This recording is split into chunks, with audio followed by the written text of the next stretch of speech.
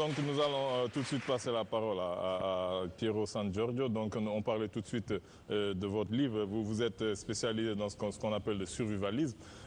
Donc vous nous avez expliqué que nous allons directement vers un effondrement économique et il faut apprendre aux gens à survivre à ça. C'est pas très loin des théories malthusiennes. Un peu, on voit, voilà, vous dites que on va forcément vers la fin des ressources, la fin de l'eau, fin de tout ce qui est ressources naturelles et que forcément on va vers un clash inévitable et que chacun doit apprendre à survivre à ça.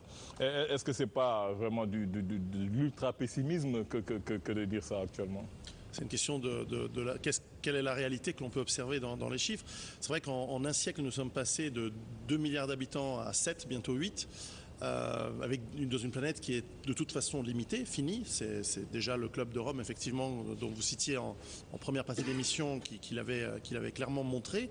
Et la fin de ces ressources est prévue pour avoir un impact significatif sur les économies humaines à partir de 2020.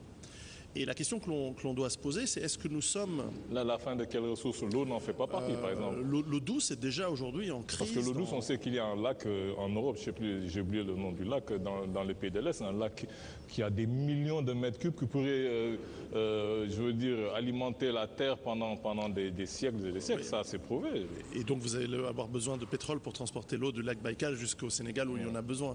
C'est compliqué. La répartition géographique des ressources n'est pas toujours équitable ni uniforme. De la même manière que tout à l'heure on disait qu'effectivement l'Afrique c'est un très grand continent, on peut mettre énormément d'autres nations au continent dessus, et donc est-ce qu'elle est surpeuplée ou pas surpeuplée? On pourrait répondre, on peut mettre tous les continents dans l'océan Pacifique, on ne pourrait pas faire vivre sur l'eau 7 milliards d'habitants. C'est une question de géographie, une question de fertilité des sols, une question effectivement d'accès à l'eau douce. On a assez de ressources pétrolières. Déjà, on sait que le golfe de Guinée sera vraiment le lieu de toutes les recherches pétrolifères, que ce sera ce golfe-là qui va alimenter le monde en pétrole, comme peut-être les pays du golfe Persique le font actuellement. Les ressources sont là quand même. Au Sénégal, on découvre du pétrole. Les ressources sont encore là, mais il faut voir les volumes. Les volumes sont relativement faibles par rapport à ce qu'on connaissait avant. Et puis, quand bien même il puisse y avoir encore un petit peu de ressources, j'allais dire malheur aux peuples qui les ont, car les empires qui existent toujours vont venir s'en approprier ou faire créer le chaos nécessaire, on l'a vu en Irak, on le voit en Libye, pour mettre leurs griffes dessus, parce que le temps de la négociation gentille est fini.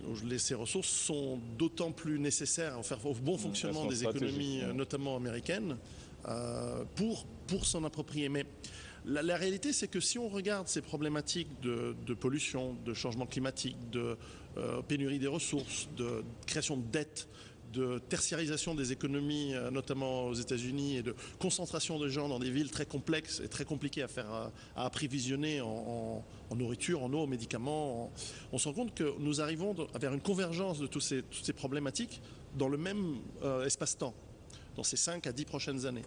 Et je me suis rendu compte de cette difficulté, qui est corroborée vraiment par beaucoup d'experts qui, chacun de son domaine, montrent que les 10 prochaines années sont cruciales. Simplement, c'est là la question, est-ce qu'on est pessimiste ou est-ce qu'on est négatif? Moi, ce que j'espère, c'est simplement être un père de famille responsable. Quand je regarde mes enfants, je ne peux pas leur dire c'est pas grave, il y a l'espoir de peut-être une technologie ou l'espoir que le pétrole du golfe de Guinée puisse être approprié par des multinationales qui vont vous permettre de continuer à vivre comme vous faites aujourd'hui. Je préfère me préparer pour ces échéances à une vie peut-être plus simple, avec une consommation moindre, une façon de vivre plus naturelle, et finalement de tendre, et c'est ce que j'explique dans mes livres, de tendre vers l'autonomie. Vous avez raison, mais là, est-ce que c'est pas qu'on va vers l'effondrement de l'économie occidentale, en fait? Parce que là, vous parlez des multinationales qui vont reprendre notre pétrole à nous pour vous les redonner, pour que vous puissiez garder votre standing. Mais ça, on sait que ce ne sera pas possible. Toutes les économies européennes sont dans une impasse actuellement, que ce soit l'Europe, la France, précisément, les États-Unis. Ils sont sous perfusion de la Chine, on le sait bien. Donc on va vers ça.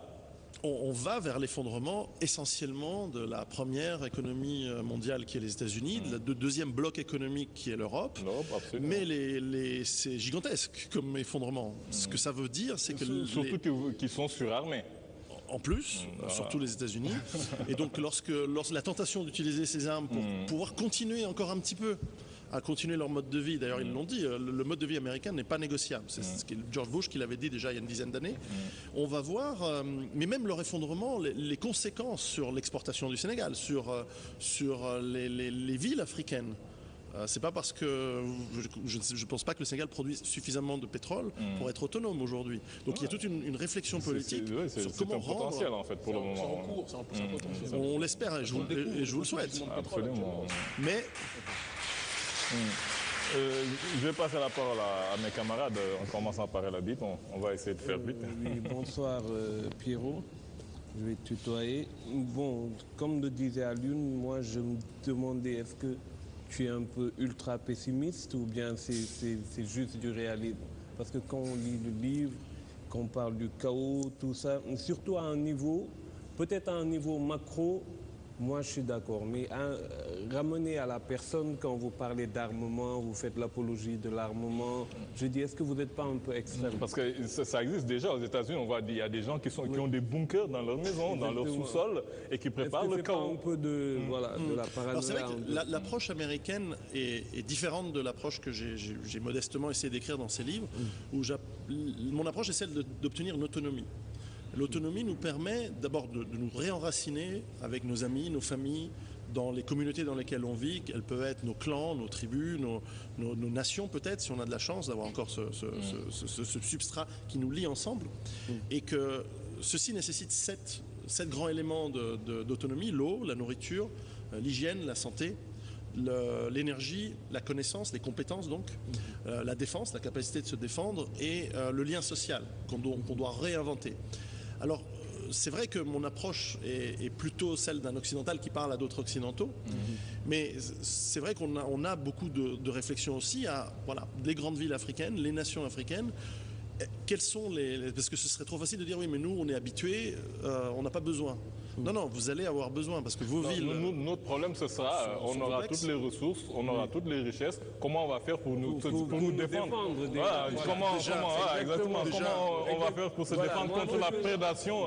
Ben oui, moi, ce que vous dites sur un plan micro, exactement, je le pense sur un plan macro quand on pense à l'Afrique. Parce que quand on a les richesses et qu'on n'a pas d'armes, comme vous le dites, s'il y a vraiment un effondrement de notre côté, ils ne vont pas hésiter à t'éliminer pour prendre les richesses. Parce que si c'est une question de survie, là ça devient dangereux. C'est pour ça que ces 7 éléments, ils s'adaptent autant à l'individu qu'à une famille, qu'à une ville, qu'à une nation entière. Et on essaye. En Suisse, j'ai la chance d'être dans un pays qui prend mes écrits au sérieux et donc qui applique une partie modestement de mes écrits dans des politiques locales pour rendre les villes et les régions le plus autonomes possible. Exactement. Et plus xénophobes peut-être aussi. Est-ce qu'ils ne les rendent pas plus xénophobes, plus repliés sur eux-mêmes? Alors le repli, je ne suis pas certain que le repli sur soi-même soit forcément une option, parce que, encore une fois, il y a le lien social. Le lien, il est évidemment d'abord avec les gens qui sont proches de vous, mais dans mon sens, c'est une proximité géographique. Moi, je sais, la Suisse, c'est un pays multiconfessionnel, multilinguistique, multiethnique, même de certaines manières. Je suis d'origine italienne, on m'a très bien accepté en Suisse. On a, je crois, 200 ou 300 000 musulmans. Il y a une partie suisse qui est italienne. C'est une question architecturale. Mais sans mélanger les sujets, mon avis personnel, c'est qu'on doit être capable d'aller au-delà de ces... à mon avis, ces différences qui peuvent exister, parce qu'on va avoir des défis tellement gigantesques qu'il va falloir être ensemble pour les résoudre, si tout va bien. Mais après, il y a effectivement la réalité de l'immigration massive, qui est aussi une conséquence des guerres. Absolument. des problématiques de ressources dans des régions spécifiques. Enfin, la Somalie a été détruite. Absolument. On n'est pas surpris de voir dans les migrants. Non, mais je veux dire, sans être Somaliens. utopiste, je pense que l'immigration va changer de sens. Hein. L'Angola. Oui, ça change de sens. Ousmane, pour rentrer dans un débat plus idéologique. Tout à l'heure, je lui ai dit donc certaines de ses préoccupations recoupent certaines de mes interrogations.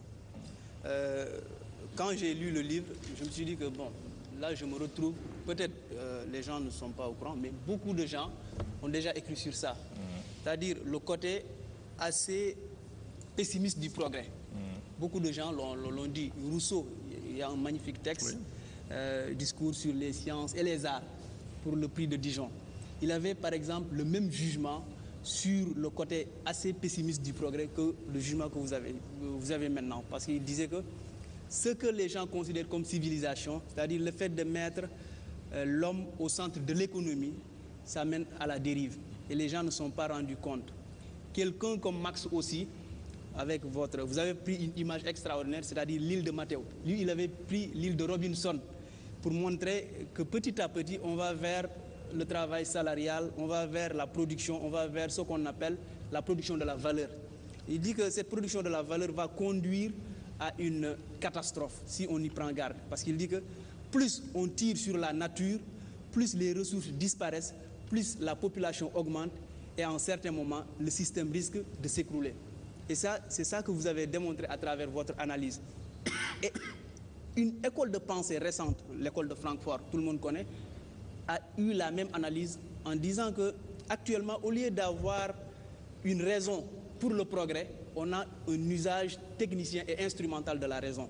C'est ce que Adorno, Horkheim et récemment Axel Honneth ont montré dans leurs écrits. Et Max Weber a parlé de désenchantement du monde, le fait qu'avec le capitalisme, on a voulu rationaliser, mais cette rationalisation-là est une fausse rationalisation. Et ça, vous l'avez magnifiquement montré. Maintenant, moi, je m'interroge, et même dans ce livre-là, j'ai essayé d'interroger le système capital en tant que tel. Les plans de restructuration, le fait qu'à un certain moment, le système est à bout, les individus sont à bout. Au lieu de continuer à avoir un espoir, ils se soustraient à la vie. C'est-à-dire qu'il y en a qui se suicident parce que le système les a contraints à aller jusqu'au bout. Ils ne peuvent plus aller. Maintenant, ils n'ont plus d'ailleurs. Et ce que je me pose, parce que je m'interroge sur ces questions-là, l'évolution du travail dans nos sociétés mondialisées a fait de telle sorte que nous sommes des sujets qui perdent totalement notre connectivité avec le monde. Le monde est riche, mais nous sommes pauvres. Mais à chaque fois que le système s'écroule, tout à l'heure je vous ai posé la question, à chaque fois qu'on a l'impression que c'est fini, le système va tomber, on ne parlera plus de capitalisme parce qu'il y a eu la grande récession, il y a eu 1929, il y a eu les années 80, il y a eu 2008. Mais à chaque fois, le système réussit à se réinventer pour redevenir pas plus fort, mais pousser la limite. Maintenant, qu'est-ce qui explique que tel un magicien, comme on l'a dit dans le MPC, le manifeste du Parti communiste, c'est quelqu'un qui allume un feu, mais qui arrive à se brûler, mais à chaque fois, il se soigne les plaies et il repart de plus belle. Qu'est-ce qui explique cela? Alors c'est vrai que les 2 derniers siècles ont vu des progrès impressionnants qui ont permis à la croissance démographique que l'on connaît, qui ont permis de relancer les économies chaque fois avec un tour de passe-passe. 1929 par la guerre, guerre qui pour les Américains a continué depuis sans interruption, quasiment. Pour continuer à faire tourner la machine économique, avec une prédation économique et sur les ressources de plus en plus forte qu'on observe. Et c'est là où nous, pauvres petits Européens, on se rend compte qu'on est on tombe dans le même on est la même cible que les pays africains l'ont été pendant notre tiers-monde. Vous êtes un tiers-monde. Exactement. Et que... Mais ils sont toujours dans la prédation quand même. C'est ça, surtout c'est ça la schizophrénie. C'est qu'ils entrent dans ce tiers-monde-là, mais que...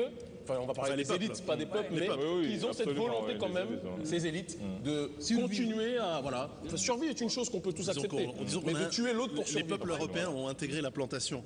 Et c'est vrai que... Mais en revanche, dans le passé, et l'histoire le montre, il y a eu des civilisations qui se sont effondrées, qui n'ont pas trouvé de solution à leurs problèmes. On a l'Empire romain, on a des civilisations, les Mayas et plein d'autres à travers l'histoire, en Afrique également, qui ont eu des moments de croissance et qui ont des chutes, et ces chutes sont généralement extrêmement brutales, extrêmement violentes, avec énormément de souffrance.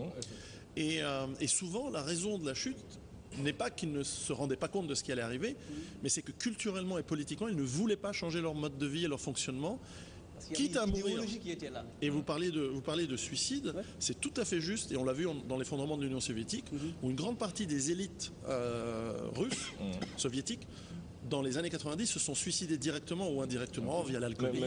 Mais vous savez que, pour ne pas te couper, mais ce n'est pas un problème de moyens, comme vous le dites, ce n'est pas un problème de richesse. Tous les effondrements dont vous parlez, que ce soit les empires en Europe, en Afrique, l'Union soviétique, ce n'était pas un problème de richesse. C'est souvent des problèmes de ressources, c'est souvent des problèmes écologiques. Ils se sont effondrés alors qu'ils étaient au top de leur richesse. Non, c'est ce que tu veux dire. Non, je veux dire. Un problème de quoi, non, mais je veux dire que ce soit l'Empire russe, ils étaient au top je veux dire, le tsar était la deuxième personne la plus riche de tous les temps. L'Empire du Mali, Kanka Moussa est l'homme le plus riche de tous les temps. Ah ben oui, donc je veux dire, ça s'est pas effondré à cause de ça. Non, mais je veux pas, j'ai pas. Je veux dire qu'il y a des raisons. C'est peut-être métaphysique aussi. Non, mais c'est un symptôme. Mais je veux dire que pour moi, c'est un phénomène naturel. Après l'apogée, en général, vient le déclin. Et le déclin, comme vous avez dit, il y a plusieurs raisons. Parfois, c'est des raisons culturelles, des raisons.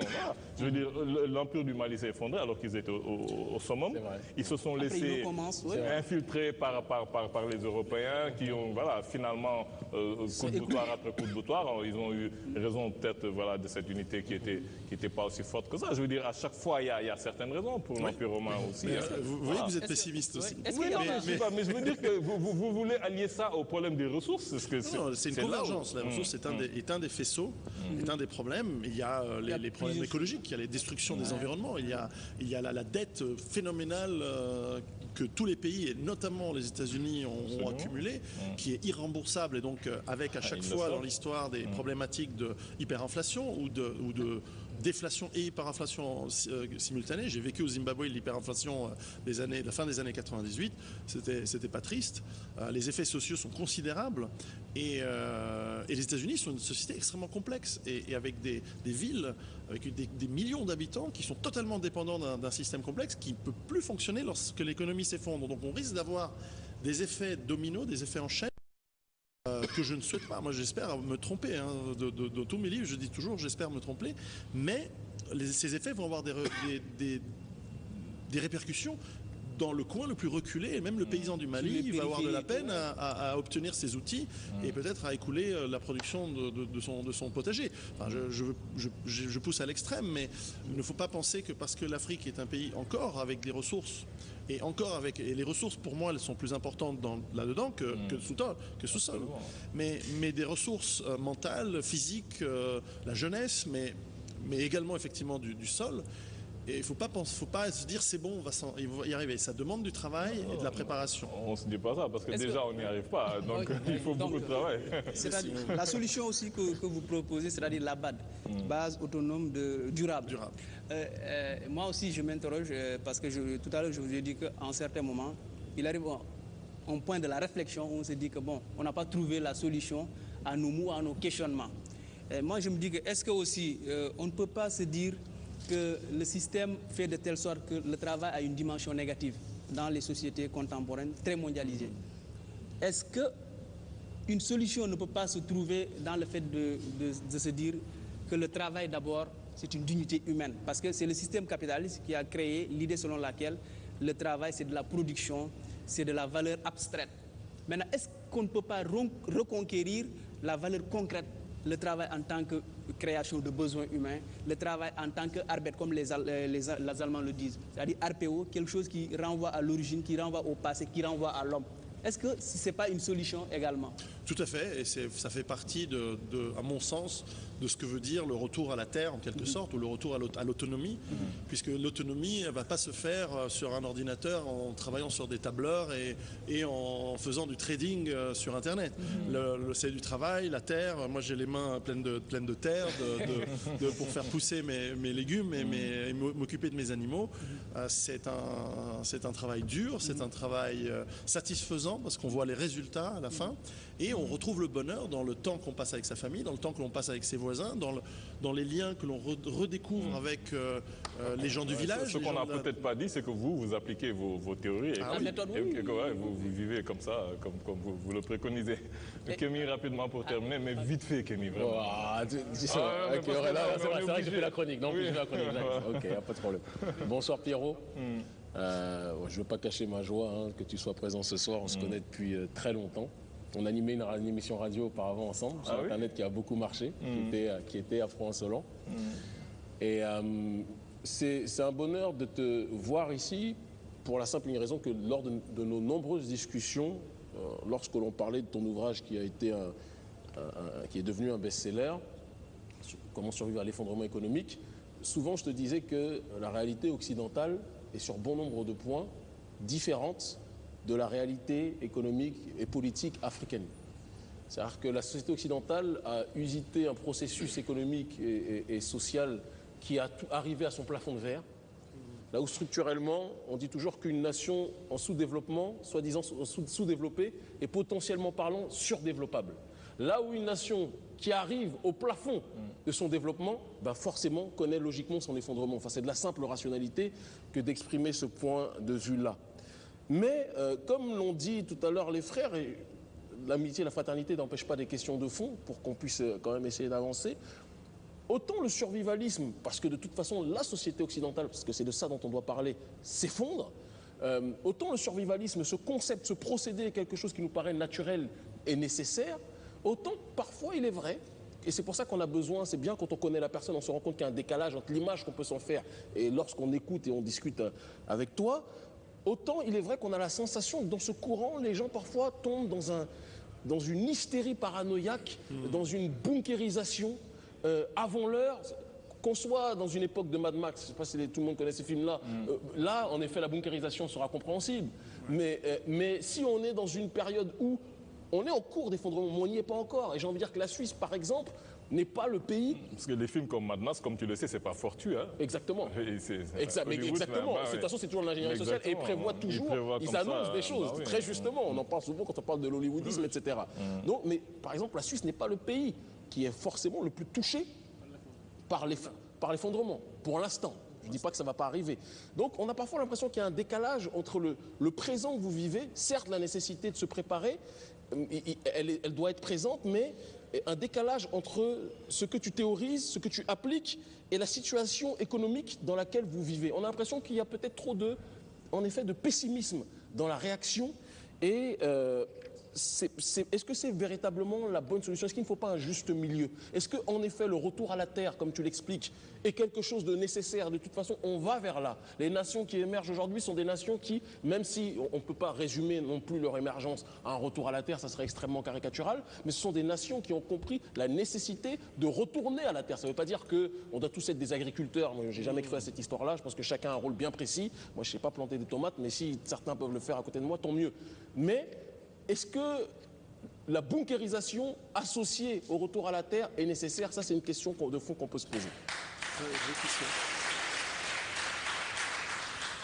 Alors, ça tombe bien parce qu'effectivement, je ne parle pas de bunker dans mes livres, bien que je vienne d'un pays où, par tradition, nous avons encore dans chaque maison, dans chaque immeuble, des abris anti-atomiques, ce qui est autre chose. Mais l'idée n'est pas de se replier sur soi-même, d'avoir des bunkers, et c'est bien là la différence peut-être avec une ancienne approche qui était une approche américaine des années 70, où il y a eu ce phénomène probablement amené par les abris contre les tornades qui sont assez courants dans le Midwest. Mais l'approche que j'ai, et c'est peut-être ce qui explique d'ailleurs le succès du livre, notamment en Europe, c'est que c'est une approche qui me semble équilibrée, où justement on parle essentiellement d'eau, de nourriture, d'autonomie, et qui est l'autonomie pour l'eau, ça veut dire récupérer l'eau de la pluie, chose que vous faites ici, chose que vous savez la filtrer pour ensuite la récupérer ou la boire ou l'utiliser pour les récoltes. Parce que l'eau est précieuse. Des camps de tu fais des stages, si je ne m'abuse, tu vas les expliquer, parce que je ne veux pas les commenter de manière négative ou détournée, tu fais des stages qui peuvent être interprétés parfois comme des stages on a l'impression que c'est des logiques de commando, et on est loin de cette démarche du retour à la terre dont tu parles, et qui est très juste dans tes ouvrages. Souvent on essaye de faire un choc aux gens pour leur faire comprendre la réalité. C'est comme si quelqu'un du 16e se balade dans le 9-3 à Paris et il a aucune idée de ce qui va passer. Et moi, je lui conseille de faire une petite balade pour se rendre compte de la réalité de la vie, parce qu'il est dans une tour d'ivoire et que peut-être il ne se rend pas compte de la réalité. Moi, j'ai la chance de travailler 5 ans en Afrique. Vous faites genre Koh-Lanta, quoi. C'est pas... c'est un peu genre Koh-Lanta avec des gaines. Ah oui, quand même. Non, j'ai pas Travailler 5 ans en Afrique m'a permis, dans ma jeunesse, de me rendre compte que voilà, le monde, c'est pas les bisounours. Le monde, c'est pas, et je dis ça sans aucune ni condescendance ni hostilité, absolument. C'est la réalité. Moi, j'étais au Zimbabwe pendant l'hyperinflation. C'était dur. C'était dur pour les gens. L'Afrique du Sud, avec la criminalité qui a accru dans les années 90, je l'ai vécu, je l'ai vu. C'était dur pour la plupart des gens, dans toutes les communautés d'ailleurs. Et cette dureté de la vie, ça m'a permis de ne pas être justement un bisounours dans ma petite Suisse, toute belle, toute propre, avec les géraniums sur la fenêtre. C'est que je me suis rendu compte que la réalité du monde, elle est celle de l'être humain. Elle n'est pas celle du bourgeois très riche. Et qu'il va falloir qu'on se retrouve. Parce que c'est vrai qu'en Suisse, ça peut marcher. Vous vous dites, nous, on est des privilégiés en Europe, même en Europe. Donc, quand les choses vont s'effondrer, tous les gens vont vouloir venir en Suisse. Donc, préparez-vous. C'est clair. À être envahi. Préparez-vous à être envahi. En tout cas, et armez-vous. Je voulais profiter de ma présence. Je reviens du Kenya. Je voulais profiter d'un camarade dont on se connaît de très très loin. Mais je t'ai amené, on parlait de savoir se défendre. Je sais que tu casses de manière très éloquente, tu casses la tête des gens par ton verbe, mais sait-on jamais. De rares fois par les points, mais c'est pas nécessaire. Je t'ai ramené un cadeau africain du Kenya.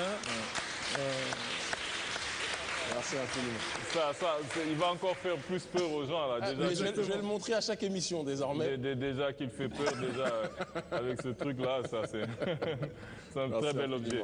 Donc Pierre. Nous avons été heureux de vous avoir sur ce plateau. On va essayer d'accélérer pour terminer cette émission. Je rappelle, vous avez sorti le best-seller Survivre à l'effondrement économique. Pour tous qui sont intéressés, c'est sorti en 2011. Je pense que c'est un livre qui est disponible même ici. C'est un livre assez intéressant. On peut être d'accord ou pas, mais voilà, c'est des choses sur lesquelles... D'accord, hein. Donc nous allons passer à